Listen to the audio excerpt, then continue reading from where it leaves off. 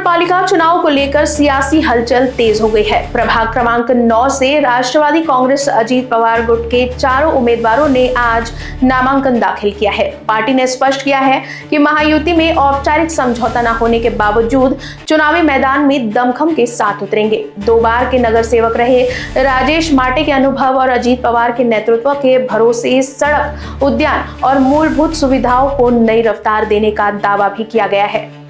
राष्ट्रवादी काँग्रेस पक्षाच्या 4 उमेदवारांनी प्रभाग 9 मधून आज फॉर्म भरलेला आहे। या महायुतीमध्ये युती तर झाली नाही, पण आम्ही मैत्रीपूर्ण लढत यावेळेस तिन्ही पक्षांच्या बरोबर आम्ही लढून राहिलो आणि हे 4ही उमेदवार राजेश माटे हे 2दा या प्रभागातले नगरसेवक होते आणि राष्ट्रवादी काँग्रेस पक्ष हा जनतेची सेवा आणि डेव्हलपमेंट करण्याकरता अजितदादाच्या नावाने प्रसिद्ध आहे।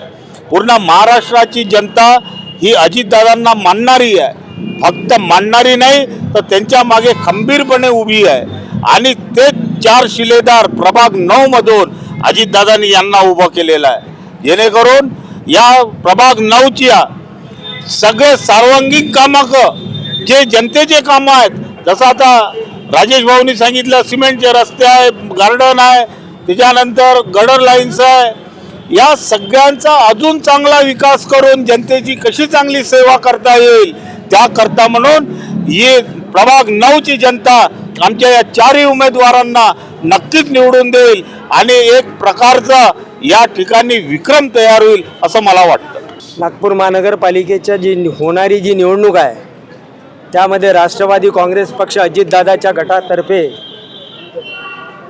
अ कॅटेगरीमध्ये राजेश माटे, ब कॅटेगरीमध्ये प्रीती गुप्ता, क कॅटेगरीमध्ये स्नेहा कनोजिया आणि ड कॅटेगरीमध्ये निषाद इंदूरकर असे 4 लोकांचा आमचा हे उमेदवाराचा हा संच इथं टाकलेला आहे। मी तुम्हाला सांगू इच्छितो की 2002 मध्ये मी या प्रभागातनं नगरसेवक राहिलेलो आहे। लोक एक वेळा चुकी करू शकतात पण दुसऱ्यांदा चुकी करू शकत नाही।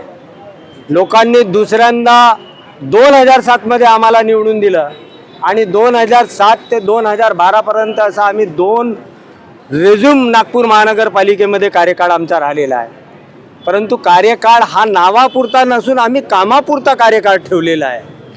या विदर्भाच्या केंद्रबिंदू म्हणून परमपूज्य डॉक्टर बाबासाहेब आंबेडकरांच्या संविधान चौक असेल, तिथलं सौंदर्यीकरण असेल किंवा तिथं बाबासाहेबांच्या जीवनीवर लावलेलं ते भिंतीचित्र म्युरल्स असेल, तेच सौंदर्यीकरण केलं ते आम्हाला बाबासाहेबांच्या चरणी आम्ही एक फूल ठेवण्याचं काम केलं असून या संपूर्ण प्रभागातील तमाम भागातील स्लम भागातील सिव्हिल भागातील गटर लाईन टाकणे, रस्ते टाकणे, डांबरीकरण तयार करणे, डांबरीकरण करणे, सिमेंटीकरण करणे तेवढ्या पुरतंच आमचं काम थांबलेलं नसून अंतर्गत भूमिगत लाईन टाकलेले आहे।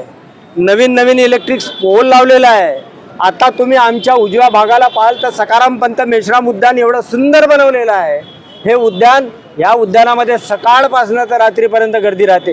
हा राष्ट्रवादी काँग्रेस पक्षाचा कार्यकर्ता म्हणून इथं आम्ही काम केलेलं आहे, नगरसेवक म्हणून काम केलेलं आहे आणि आम्हाला लोकांना आमचं आव्हान आहे, आमची अपील आहे की हे 4चे 4 कॅन्डिडेट आमचे भरघोस मताने निवडून येतील, घडी चिन्हावर निवडून येतील आणि 4चे 4 एका दिलाने एका मताने आम्ही या संपूर्ण प्रभागाचा विकास करणार आहोत। लोकवाहिनी न्यूज के लिए अविनाश तोतड़े की रिपोर्ट।